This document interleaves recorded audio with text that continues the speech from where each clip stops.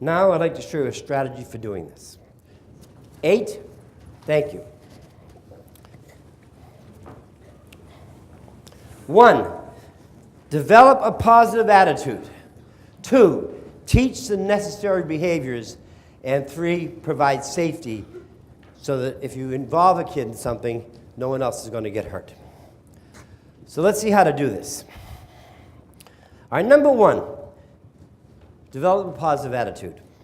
You don't know this yet, but I've arranged with every one of your administrators and your spouses for every one of you to have next week off, and I'm taking you off to San Francisco for a week, and I'm paying for everything. How many of you have been to San Francisco? Did you like it? We're going to do all the sorts of tourist things that everybody loves. We're going to go to Alcatraz and ride a cable car and see Lombard Street and all that stuff. But what we're going to do most is visit the wonderful restaurants. San Francisco has what's called dessert restaurants, and they just sell desserts. In fact, I could say one word to this audience, and some of you can have an erotic experience just hearing this word. Are you ready? Chocolate. This isn't beer, this is chocolate. Although hopefully with my surgery will go down a little bit.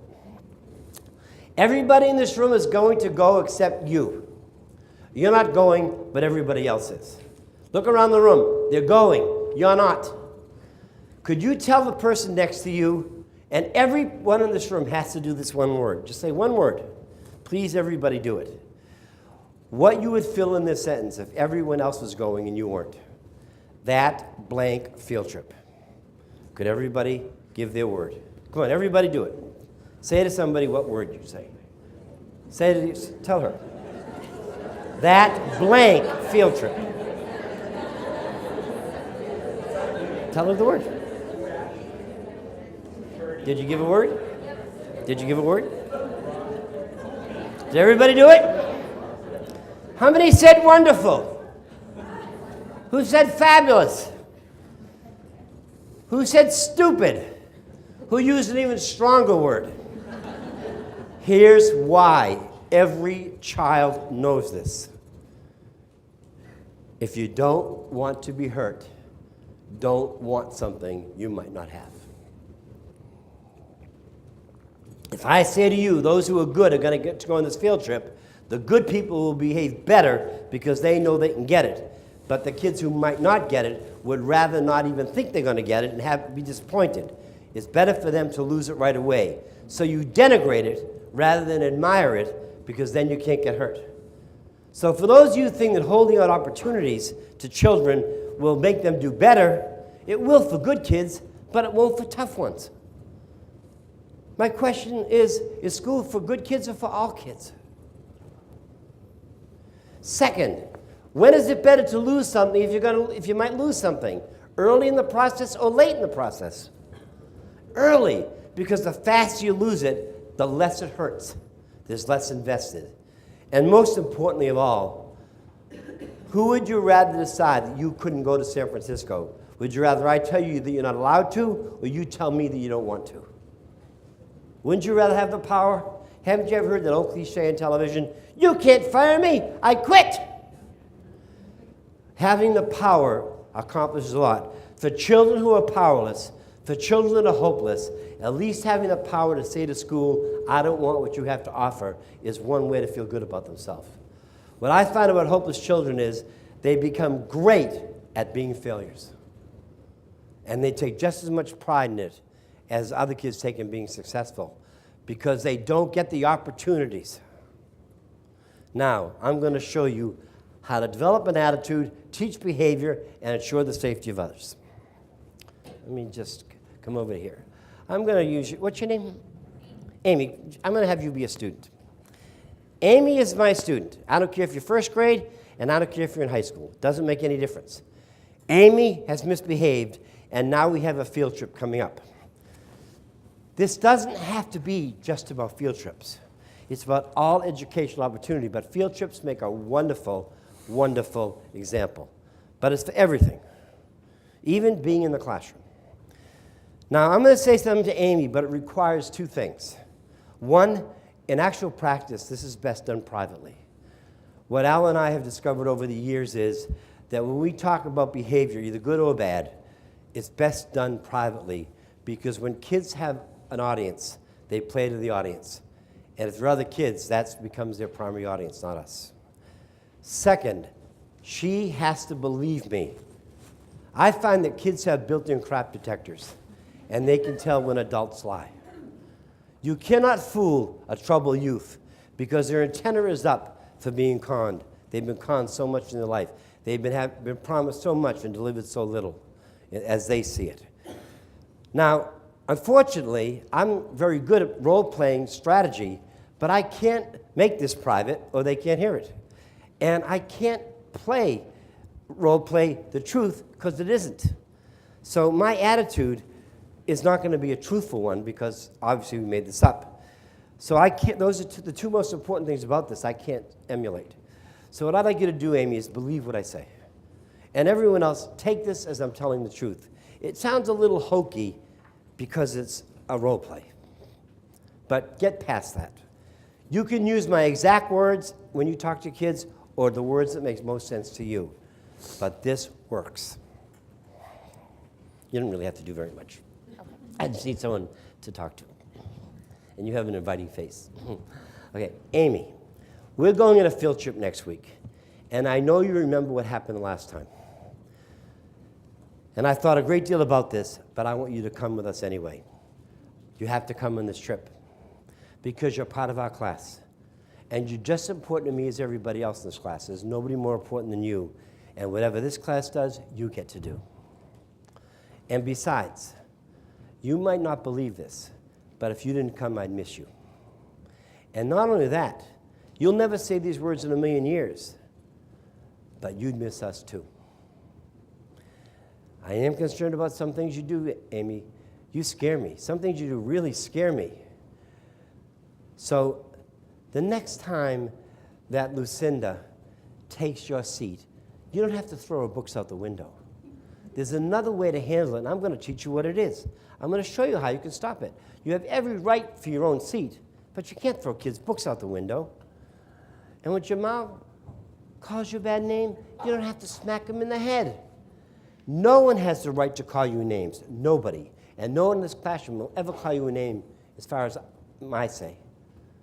But you can't hit them if they do. You have to have another way to solve that problem, and I'm going to teach you.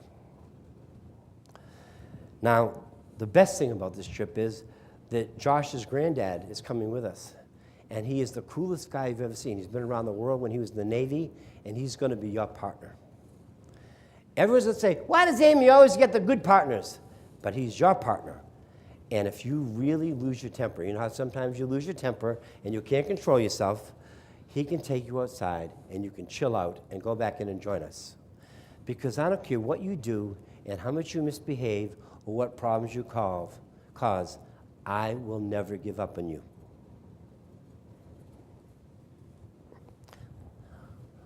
Which is going to work better? Me saying that or me saying, Amy, you're going this trip, but if you fool around, you'll never go again. What has a better chance to work? You know what I said to Amy? I said to her something my mother once said to me. She said, Richard, I don't care what you do, I'll never give up on you. Aren't those powerful words?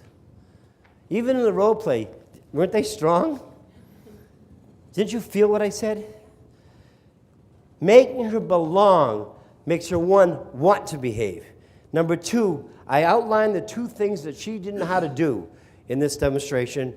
What happens if someone sits in her seat and if someone calls her name, and I'm going to teach her strategies of how to deal with them. And three, I have a backup in case this falls flat on my face. I have an adult who can get her out of there. There's no reason that you can't do this with being on a playground, being in the classroom, being in the lunchroom, going on a field trip, every single school opportunity, dances, sports, assemblies, whatever you do in your school, kids can be involved if you follow those 3 steps. Now the question is, how do you get backups? There are 2 sources of backups that really work well. I happen to like, let me say I prefer not to use parents. I think most parents are good parents, and they do pretty well in school when they volunteer, but I prefer elderly. I prefer grandparents. In every single community, you are going to find a number of people who live in assisted living environments with nothing to do all day except play bingo and watch TV. They're all over here.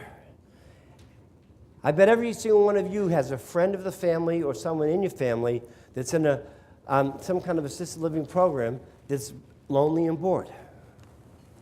What if they went to a school, maybe a couple hours a day, and were sitting in the cafeteria or playing on the playground, or just being on the playground maybe, or going on a field trip, or being in the classroom, and hanging out with the most troubled youth so they can participate?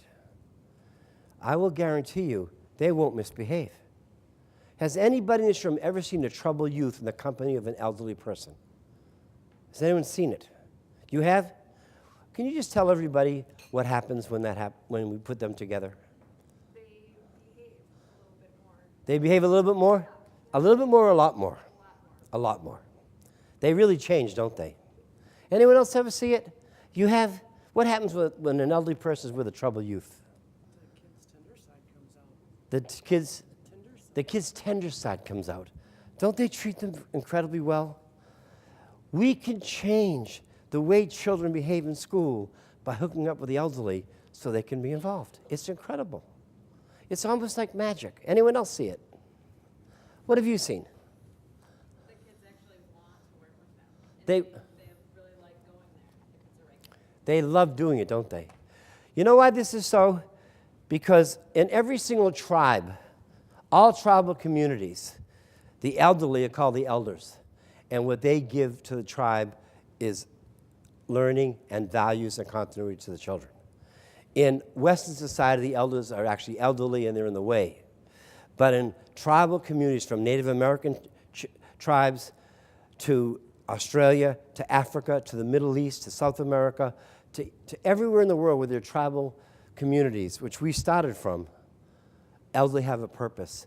Most young people need elderly in their lives, and when they get them, they change. That's one source. Now, the other source is something I really feel very proud of that I've contributed to education. This strategy I feel very good about. And in order for me to show it to you, by the way, when I say I feel very good about a strategy and I can't wait to show it, what's that called? A teaser. That's a teaser. Example of it. All right. I want you to imagine falling in love. Falling in love is one of the greatest feelings on earth, especially when it's new and it's just infatuation and you haven't discovered all the possible bad things about this person yet. You know, you still think they're Prince Charming or Princess Charming.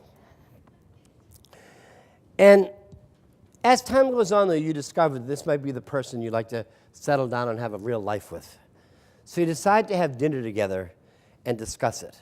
You put on your lucky shirt just to give you every advantage. And here's what happens. What's your name? I can't see. Melissa. Let's just say it's you and I having this discussion. And I say to you, Melissa, I need you in my life.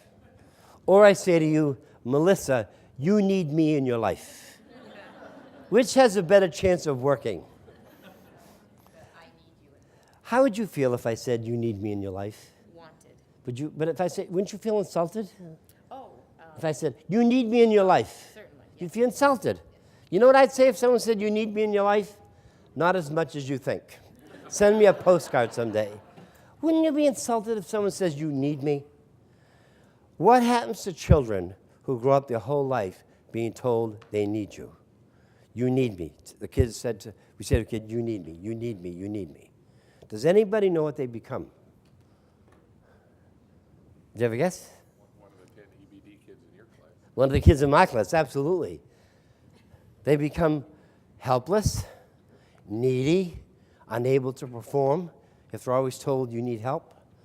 In fact, they become angry and helpless. When I was a child growing up, I had a bone disease. And I didn't walk from the time I was 5 years old, 1 year after my father died, until I was about 16, without the help of crutches and braces. And I had several operations on my leg. In those days, I was called a terrible word. Does anyone know what I was called? Cripple. A cripple. People said, see, look at the cripple. Oh, I hated that. I can still feel the shame of being called a cripple. And we were very poor after my father died. And I lived in a tenement building in Boston, 3 flights up. And I had an older brother, 12 years older than me. I was 5 and he was 17. And he never carried me up the stairs. And I would say to him, please carry me up the stairs. I can't do it. He'd say, you don't have to go up the stairs if you don't want to. You can just sleep down here tonight. I don't care. And I'd say, just carry me. He'd say, no. And I'd crawl up the stairs, literally crawl up the stairs, throwing my crutches up and crawling and going up the stairs. And we became older. We were both adults. I said to him, how could you do that to me? He said, because I couldn't stand hearing people call you a cripple. You weren't a cripple. You were just slower. And if I helped you up the stairs, you would have become a cripple. He said, if there's ever a time when you couldn't make it up the stairs, I would have carried you, but you always made it. He said, and you were never a cripple. He said, look at you. You used to play tackle football. You'd be the center for both teams, hike the ball and get out of the way. With your, you played Little League baseball with a pinch runner after you batted. He said, Rick, there was nothing on earth that you didn't do that you wanted because I refused to let you believe you were a cripple. He said, look at you today, you're the most arrogant person I've ever seen in my life. You think you're right and about everything and can do everything. It's because you believed in yourself. How could I take that away from you? I had the most wonderful brother. He passed away a couple years ago. I miss him so much because he believed in me. What do we tell children? We always say we're going to help you. We have special classes. We have IEPs. We have special courses. We have special testing conditions. We have alternative education. Think of how many things we do to help children, yet how much do we ask them to help us? So the strategy I want to recommend to you is the consequence for misbehavior isn't removal. It's that they have to help other children. Now here's the way it will work out. The consequence in most schools for fighting is a 3 to 5 day suspension. Sending a kid home for 3 to 5 days, boy, is that horrendous. I mean, they have to eat whatever they want, junk food all day. They get to play on the computer all day. They get to watch television. Isn't that torture? Sending a kid home that doesn't like school is like giving a bank robber money. You rob one more bank, Lil, and I'll give you money. It's ridiculous. But what if for 3 days a high school kid doesn't get to go home? They're suspended, but they have to go to the middle school. And in the middle school, they have playground duty for 3 days, or lunchroom duty for 3 days, or tutoring for 3 days, or field trips for 3 days. What if Amy didn't have Josh's grandfather? She had a kid from the high school who's a tough kid who says, Amy, you fool around. You've had it. How many of you who teach in middle or elementary school have kids that are bullied? Wouldn't it be nice to give them a bodyguard for 3 days from the high school?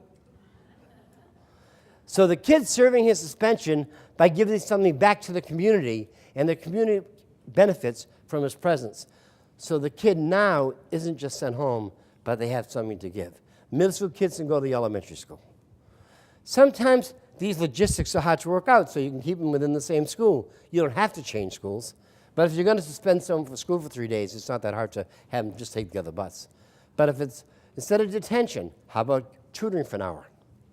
Instead of writing out a behavior plan, how about tutoring for an hour? How about giving back instead of being removed? Instead of kicking a kid out to go to the office for referral, what if he went to the tutoring room and had a tutor a younger kid for an hour? Or a kid with special needs for an hour? Wouldn't that be better? There's one example. We had a kid in San Jose. I worked in the school in San Jose, long-term basis. This is a 3-year program. And we had a number of gangs. This was a gang-infested, drug-infested community. Almost all the kids there were really tough kids. In fact, many of the kids thought that going to prison was a career choice. What are you going to do when you grow up? Go to prison. Why do you want to go to prison? Because it's cool. You get your respect when you've been to prison. So the guy who did in-school suspension and I became friends. And what he and I did is every time a kid was sent in-school suspension, they go one block across to the elementary school. These were 6th, 7th, and 8th graders. And they would go to the elementary school, 1st and 2nd grade, and for the rest of the day, they'd have to tutor in math or reading. And you cannot believe the change of attitudes of these kids when they had to help somebody else. Instead of being given help, they gave help. And I saw a gangbanger go up to a kid and say, "Hey man, don't join a gang. They're not as much fun as they look." The only problem I once had was with an administrator who didn't get it. We were in Michigan, and there was this one boy who I nicknamed the terrorist. Have you ever seen a kid go to his desk like this? He's a 3rd grader. He's walking to his desk.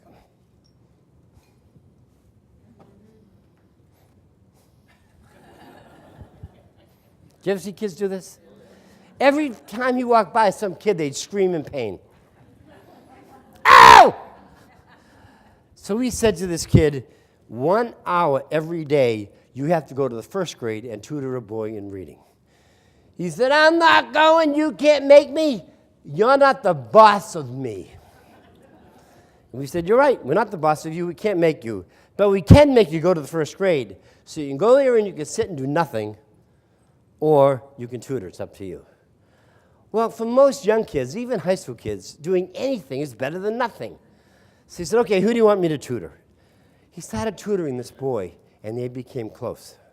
Now the kid walked, every day he'd go to the 1st grade, he'd fix his pants, straighten out his shirt, comb his hair, he'd walk in, and the whole room, "Yay!" And he beamed. His behavior started to improve in the 3rd grade. He said to his 3rd grade teacher, "Teach me, it's harder than I thought. Can you give me some tips?" And the principal said to me, "We can't do this anymore." And I said, "Why not?" He said, "Because you're rewarding negative behavior.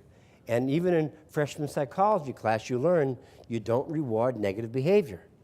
I said, "What does freshman psychology class tell you when you have a kid whose life is changing for the better? Does it tell you to stop?" He said, "What if everybody in my school wants to help somebody? Then what will I do?" Thinking, what? His point is well taken. So let me explain to you just very briefly how to set this up. One, if you have a kid that's unmotivated and a behavior problem together, both, then this is a wonderful consequence. Either an hour a day if he's in elementary school, or if he's in high school, maybe 1 period a week or whatever it is, give to someone else. And if they misbehave, remove them from class, but have them tutor instead of going to detention, school suspension, whatever. Now, you don't have to do this all the time. I don't mean this is the only one, but it's among your options to choose from when deciding what intervention works best. Say you have a kid that's unmotivated but doesn't do anything wrong. They just sit there and don't do anything. I bet a lot of you have kids that don't misbehave, but they don't do any work. Have them start tutoring, because everybody knows you learn best by teaching than by learning. I guarantee you that if you have kids teach, many of them will start to develop an interest in the subject. If you're in high school and a kid's sitting there, they don't do their homework, they come to school every day and do nothing, what possible harm can it do for them to leave the classroom 2 days a week and tutor someone else? What are you losing? Nothing. They're not doing anything anyway. And 3, what if you have some really good kids that say, "Why can't I do that?" Why not let them and get extra credit? Because I'm telling you, helping others is one of the basic characteristics of a good community. We have too many people in our culture today who are selfish and care only about themselves. Isn't school a wonderful place to teach them the joy of giving to others? It motivates, it gets people from being hopeless, it just brings people alive. I bet there are people in this room that know someone that's had cancer or another serious illness. One of the greatest therapies for people that go through the depression of discovering they have a life-threatening disease is to counsel others who get the same disease. Has anyone ever had that experience? Know someone that had a disease like this and helped others? It changes their outlook. Do you know how many people are coming back from Iraq with injuries that are helping others who come back and their own problems don't seem so bad anymore because they're giving instead of receiving? It's a wonderful way to help people. And besides, a friend of mine once said, "Pain understands pain." When you have tough kids help younger tough kids, they really connect with each other. Has anyone ever seen tough kids helping younger tough kids? Has anyone ever seen that combination?